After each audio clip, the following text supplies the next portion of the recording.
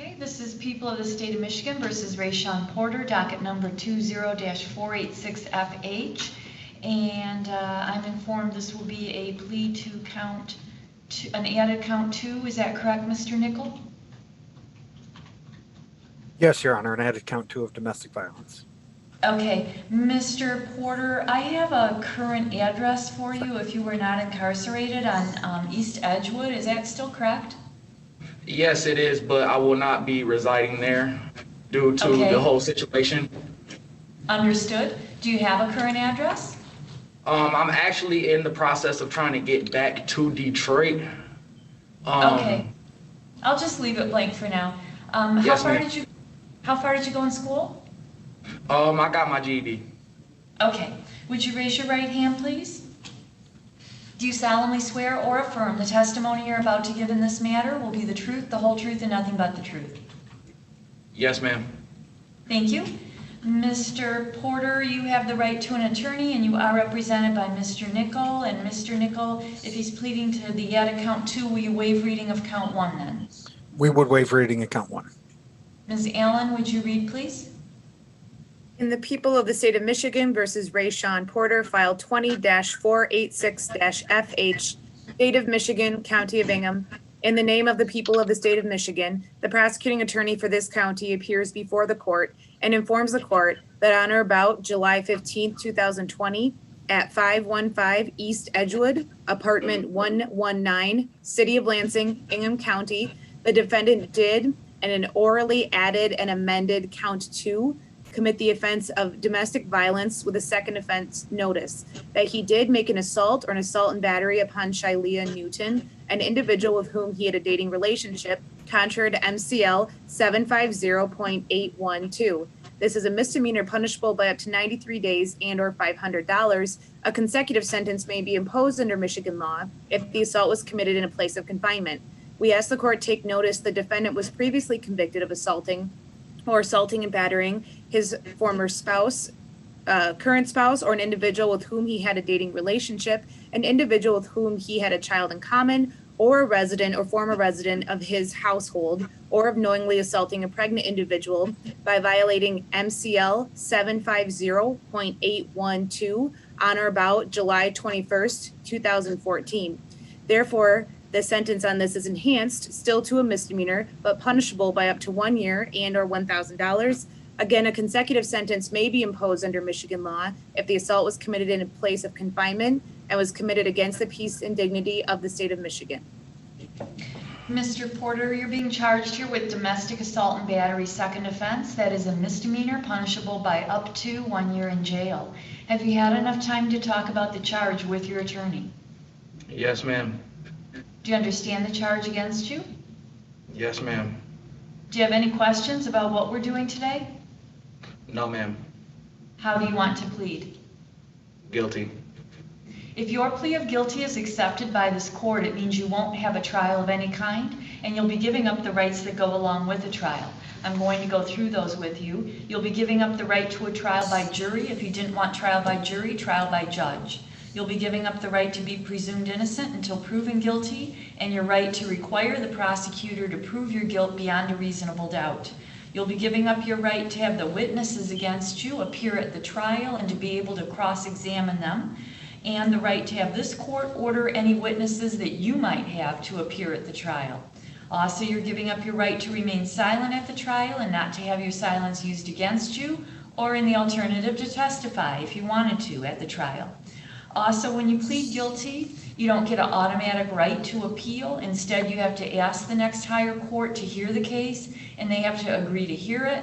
And finally, when you plead guilty, there are many, many issues that you simply cannot appeal, unlike when people go to trial, and if they get convicted, they can appeal just about everything.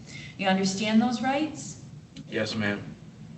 And you want to plead guilty and give up those rights, is that correct? Yes, ma'am. Also, if I accept your plea, it means you cannot come back later on and try to say that the plea was the result of some promise or threat that no one told me about today. Do you understand that? Yes, ma'am. It also means you cannot come back later on and try to say that it really wasn't your own choice to plead guilty today. Do you understand that? Yes, ma'am. Is there a plea agreement, Ms. Allen? There is, Your Honor. In exchange for the defendant's successful plea and sentence today to the added count and orally added count 2 of domestic violence in the second degree, second offense. I keep saying second degree. I apologize. People agreed to dismiss count 1 and the habitual offender notice. There's also a sentence agreement pursuant to People versus Killebrew. The defendant's upfront jail will not exceed 6 months. And for the court's knowledge, he is currently on parole, so he's not been receiving credit at this point. The people also agree not to issue any witness interference charges that may have stemmed from the defendant's conduct in the jail. All right, thank you. And is that a full and complete statement, Mr. Nickel? That is, Your Honor. And Mr. Porter, is that your understanding of the agreement? Yes, ma'am. Do you agree with it? Yes, ma'am. Okay, now there is an agreement about your sentence, and that is that the upfront jail time would not exceed 6 months. If for some reason I decided not to go along with that, I would tell you before I sentenced you, and I'd give you a chance to take back this plea if you wanted to and start over. You got all that? Yes, ma'am. Has anyone promised you anything else that has not been said here right now in order to get you to plead guilty? No, ma'am. Anyone used any threats? No. Is this your own choice to do this? Yes, Your Honor. And are you doing it because you believe you are in fact guilty of this added offense in count 2? Yes, Your Honor. Okay, then tell me about July 15 of this year and what you did to Shalia. Is that her name? Shalia. Yeah. Yes, ma'am. Go ahead. July 15th, we were having a small little get together. Me and Shalia were drinking, and I did slap her in the face. So. Okay. And you did that on purpose? Yes, ma'am. And she was someone you had a dating relationship with, is that correct? Yes, ma'am. And this happened at the Edgewood address? Yes, ma'am. That's in Lansing, Ingham County, correct? Yes, ma'am, it is. Has the court complied with MCR 6.302, Ms. Allen? Yes, Your Honor. Yes, Your Mr. Honor. Nickel? Are you aware of any promises, threats, or inducements other than those already placed on the record, Ms. Allen?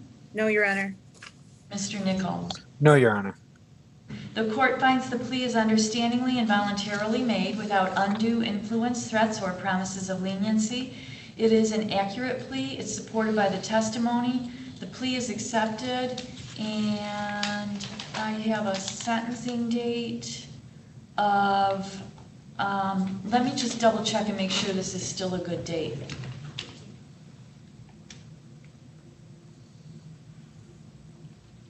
Can I still use December 21st at 4?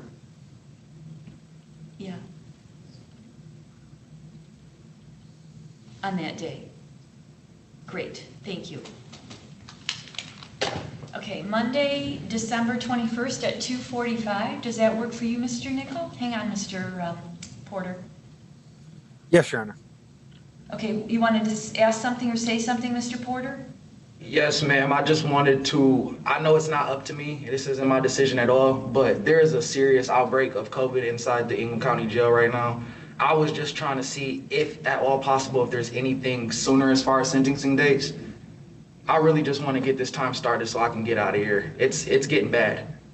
There's nothing sooner because I have limitations with the probation department because they need time to do the report that I use for sentencing. So that's the soonest date that I can give to you.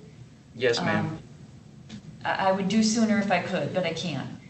Yes, ma'am. Mr. Nickel, should I revoke his bond? Misdemeanors are not consecutive to parole.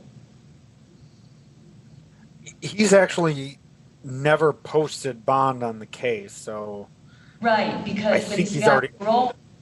He's got a parole hold, so yeah. So if Your Honor would revoke his bond, so the credit will start today, that would be appreciated. the credit starts today that way, Mr. Porter. You heard that? Yes, ma'am. Thank you. Okay, you're welcome. So your bond is revoked, and the sentencing is December 21st at 2:45. And Mr. Porter, I'd like to do it with you in the jail instead of bringing you here to court. Is that okay with you? Yes, ma'am, perfectly fine. Yeah, good. Okay, thank you. Then we will see you then. All right, thank you. You're welcome. You can tell them at the jail you're all set. All right, thank you. Thank you, Your Mr. Honor. Nichols. Yes, Mr. Porter.